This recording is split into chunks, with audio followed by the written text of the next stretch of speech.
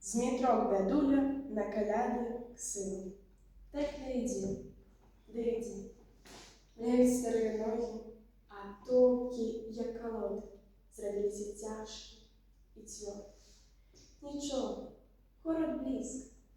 Уже здалек видать вешать церкви і костьоли, які золотом отливаються у небі.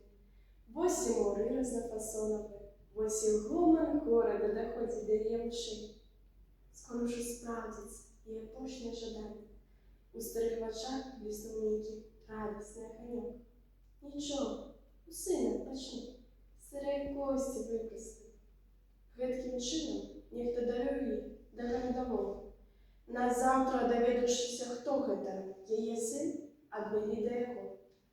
Стукалася на двері, покуль нехто висунувся на полову, поглядів на її і крикнув: «Иди, конца не можу врагам гэту!»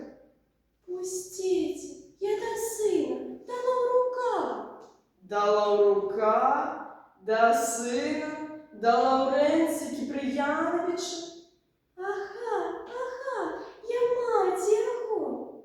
Той зняв її з ног до голови, поглядів, покуль яна розказувала, що на зв'язки, дала в рука, на коряду прийшла, і з усмішкою пустив у кухню. Тут собралися слуги, почали шушукаться і розпитуватися. Тим часом очинилися двері з другої сторони, де вошел молодий пан у чорному сурдуті.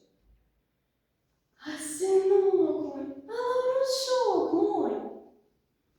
Він почервонів, поглядів на слуг, де хрипло крикнув: «Чому ви пускаєте покорозних жабрачих шальоних?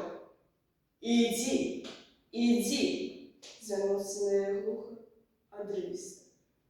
Иди, старушка, я тебя не знаю». «А сынок мой, а лаврушок ты мой, матки своей не познаешь. Гэта ж...»